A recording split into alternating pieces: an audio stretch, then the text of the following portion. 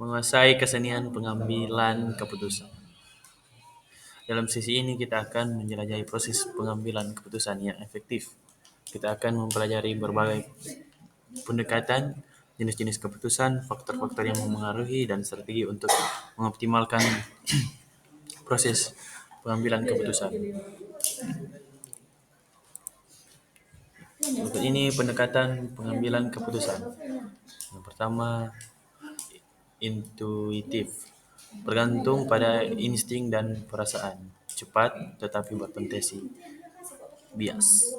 Yang kedua, pengalaman, itu menggunakan pembelajaran masa lalu, efektif tetapi mungkin tidak berlaku untuk situasi baru. Ketiga, fakta, yaitu berlandaskan data dan analisis, objektif tetapi bisa memakan waktu. Yang terakhir, memenang atau mengandalkan keputusan atasan, cepat tetapi bisa mengabaikan perspektif. Berikut ini proses pengambilan keputusan. Yang pertama, identifikasi masalah atau menganalisis isu yang perlu diatasi. Yang kedua, analisis alternatif atau mengevaluasi berbagai pilihan solusi. Yang ketiga, pemilihan keputusan atau memilih solusi terbaik berdasarkan analisis. Yang keempat, implementasi atau melaksanakan keputusan yang telah dipilih. Yang kelima atau yang terakhir, evaluasi hasil, menilai efektivitas keputusan dan membuat penyesuaian. Berikut ini faktor-faktor yang mempengaruhi keputusan. Yang pertama, internal, struktur organisasi, sumber daya manusia, budaya perusahaan.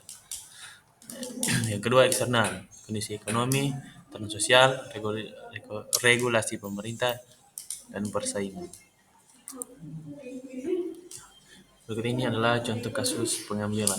Yang pertama, masalah, penurunan penjualan di tahun ini. Yang kedua, alternatif atau promosi diskon, meningkatkan kualitas produk, dan strategi pemasaran baru. Yang ketiga, keputusan, yaitu menerapkan strategi pemasaran baru dengan fokus pada digital marketing.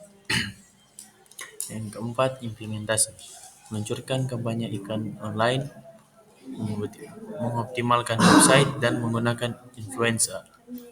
Dan yang kelima, evaluasi atau memantau efektivitas kampanye dan melakukan penyesuaian jika diperlukan.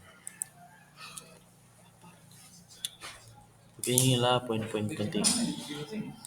Yang pertama, memahami konteks, itu pertimbangkan faktor internal dan eksternal. Yang kedua, analisis sistematis, yaitu evaluasi alternatif dengan cermat. Yang ketiga, komunikasi terbuka atau berdiskusi dengan tim dan stakeholder. Yang keempat, evaluasi dan penyesuaian atau pantau hasil dan tingkatan proses. Ini rekomendasi. Pertama, latihan kritis, tingkatkan kemampuan berpikir analitis. Yang kedua, kerjasama tim, berkolaborasi dengan berbagai perspektif. Yang ketiga, memanfaatkan data atau gunakan data untuk mendukung keputusan. Yang keempat dan yang terakhir, umpan balik atau evaluasi hasil dan perbaiki proses. Sekian dari saya, terima kasih.